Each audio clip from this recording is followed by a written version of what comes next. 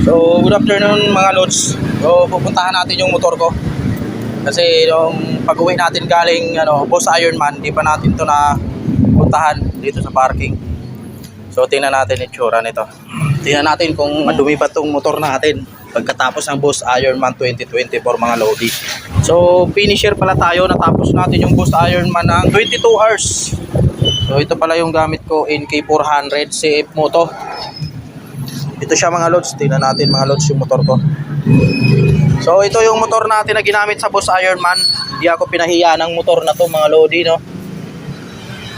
So ayan. Hindi tayo tinirik ng motor na to.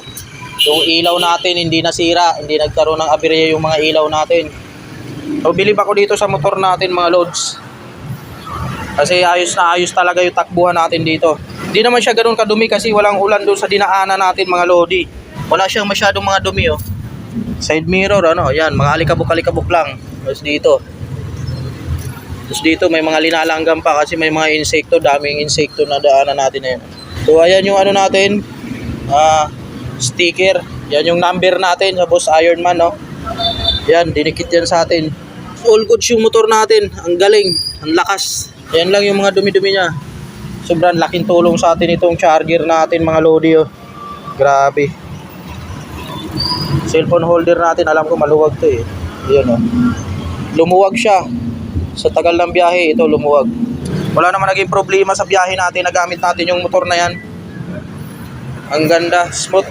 At yung gulong natin, base tire. Hindi tayo pinahiya nito. Grabe, ang kapit mga loads. Sobra. So all goods. Yan lang naman yung mga dumi.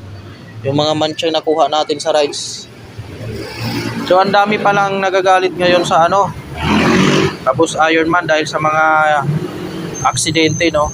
So di naman natin sinisisi yung Boss Ironman sa mga ganong aksidente kasi aksidente yun. Pero syempre may mga taong di natin masisi na ang sinisisi nila yung Boss Ironman kasi kung walang Boss Ironman walang aksidente, parang ganon yung parating nila sa atin, no. So mayroon naman mga nagiging masaya sa event na yon.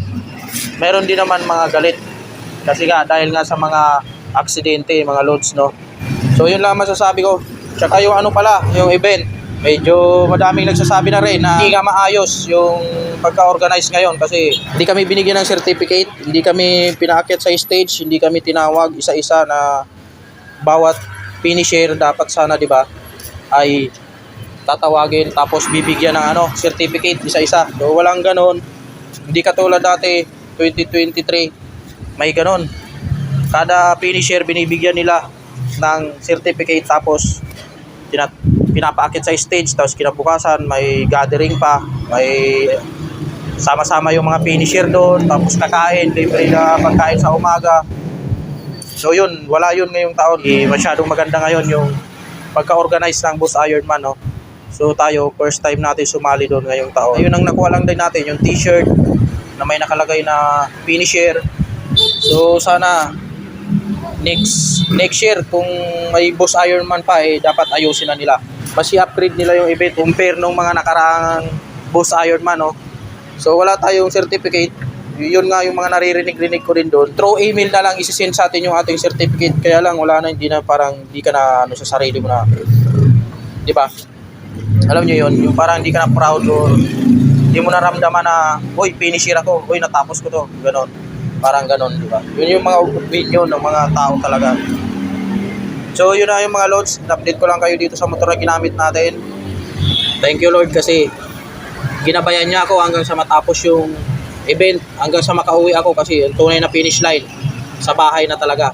So ginabayan niya ako matapos ko yung Boss Ironman na yun hanggang sa makauwi ako sa bahay. At syempre doon sa mga taong nadadaanan ko doon na nagpipicture, tapos nag-aabang sa mga daan.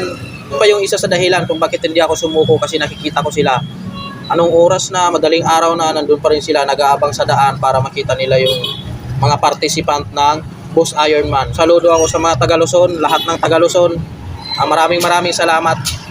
Pasensya na kung hindi ako nakabigay ng sticker sa iba. May iba akong nabigyan ng sticker kaya lang nung di na talaga ako nakapagbigay ng sticker kasi dire-diretso na rin na din yung biyahe natin. Ito, di na ako nagtatagal sa checkpoint. So yun, pasensya na. So next time, pag bumalik or makasali ulit ako sa next Boss Ironman, promise, lahat ng checkpoint, magbi-video na ako doon, tapos magpi-picture tayong lahat, yung mga nag-aabang doon. So thank you, maraming salamat sa lahat ng sumusuporta sa Boss Ironman, no.